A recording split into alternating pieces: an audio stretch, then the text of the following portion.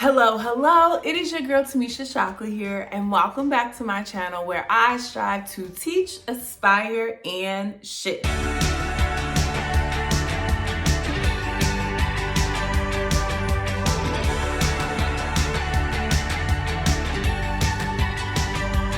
So in last week's video, I shared some common signs that your child may be stressed.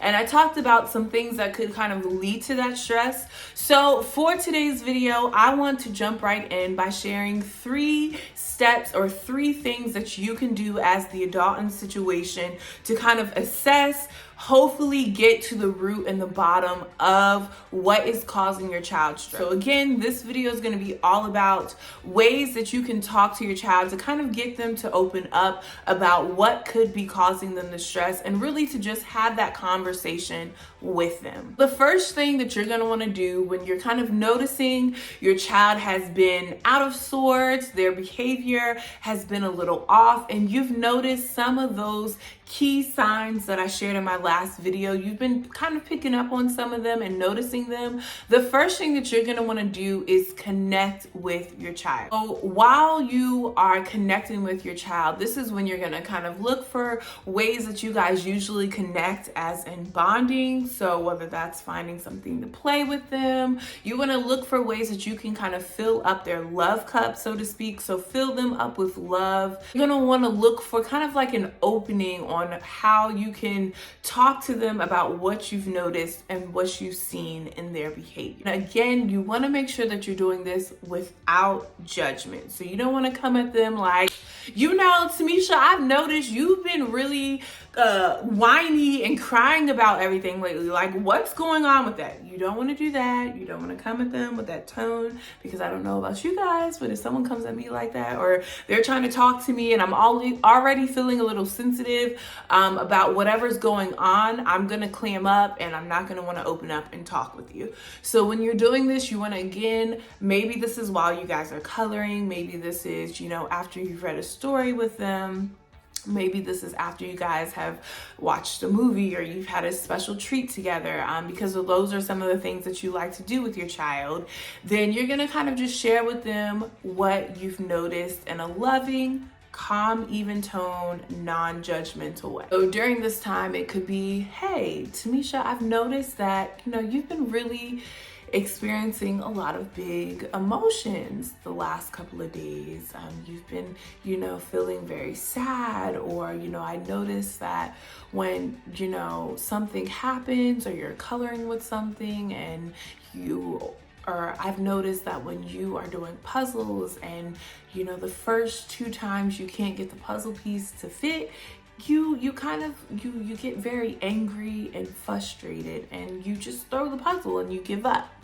And so you want to kind of share specific examples with them. And again, you heard how my tone was. I was very calm. I wasn't judgmental towards the child. And in this step, it's really important that you are very calm. You're coming from a place of love. And again, you want to ensure that you have met their love needs. So whether that's spending time cuddling with them, whether that's, again, watching a movie, having a special treat, whatever way that you usually connect with your child, you're going to want to kind of use that as a point first, and then you're going to share with your child some observations that you've noticed, and then you really want to just leave that space for them to open up and share. So you can kind of share what you've noticed and then ask them, can you tell me about why that may be, or what's going on when you're doing that puzzle and I see you getting very frustrated or angry. Why are you throwing the puzzle? Can you tell me a little bit what's happening in that moment? How are you feeling? And for this part, you want to ensure that you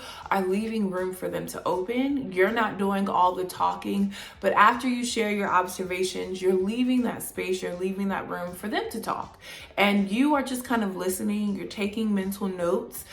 You're not necessarily, let's get to the root of that, or let's talk about this, or, you're just kind of listening, taking it all in. And again, know that this is something that's going to happen over time. It may not be the very first time you guys go and watch a movie together, or it may not be the first time you eat ice cream. You kind of just share your observations, leave it at that if they don't seem to be very open, or if they don't seem ready to talk about what is bothering them. Inviting them to open up. So leaving space for them to open up and share. So after you kind of share what you've noticed, you may say, have you noticed that too? Or can you tell me more about that and how you're feeling in that moment?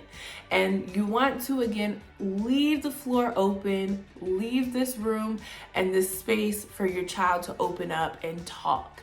Again, this is going to depend on your child. It's going to depend on the relationship you have with them. And so you want to ensure that you're not pushing them over the edge of oversharing. But again, over time, you're allowing them to gradually share with you what was happening to them in that moment. And it's very, very, very important that as the adult, you're staying very calm and you are just giving them the space. So if they need to color a little bit more before they answer that, allow that. And don't feel like you need to rush or quickly, fill the gap or fill the space of silence. Just give them that room. I know I usually do this when I see a student who, usually is fine, even kiltered, but all of a sudden I see a change in their behavior where they may be a little more aggressive, or they may be having more meltdowns or outbursts in moments of frustration. I'll kind of pull them to the side, offer them a hug. I may read a story with them, or if I find them coloring, this is kind of the approach I'll take, where I'll say, hey, I noticed that when you are unable to do this or that, or when so-and-so comes near you, you kind of get agitated or you get very frustrated. And I've noticed you've had a few screaming outbursts. Can you tell me a little bit about why that may be happening? And then I'm just gonna leave some space for silence, continue coloring, and you'll be surprised. A lot of times if the child just feels that natural ease, they will open up and just blab away about what's going on. As I stubbed my big toe this morning and it was throbbing, and when so-and-so walked past me, they stepped on it and it really, really frustrated me. It may be something as simple as that. And this also, during this phase or this step too, you can also look at what are some common things that may have changed for them. So, if it's school, if it's with friends, if it's with a sibling, if it's some of those factors I talked about earlier, like, if they're experiencing a change at home. So maybe mom is out of town and she's traveling for the week. That can kind of sometimes off-put, a child and indicate stress. So you want to ask them, like, I want to know what that's like for you. How are you feeling? And you can even use moments and examples from your own life. Oh, I remember growing up, my mom had to take a business trip for 2 whole weeks. And I remember I missed her so much, but I remember that my dad helped me to write her a letter, and I was able to mail it to her while she was away, and then she wrote me a letter back. And so you want to use that as just an open space for your child to share, and then just talk with them and really let them know, I want to know how this feels for you. What is this like? Third step to understanding, processing, helping your child to walk and work through some of these stressors is you want to get to the problem solving stage. So you want to ask your child, I noticed in this moment, this is what happens, but what can we do so I can get you to do X, Y, and Z? Or what can we do so we're staying calm? What can we do to help you work through this moment? And so this is, again, you really want to just talk with your child, and sometimes they will give you the simplest things, and for them in that moment, they may just need a hug.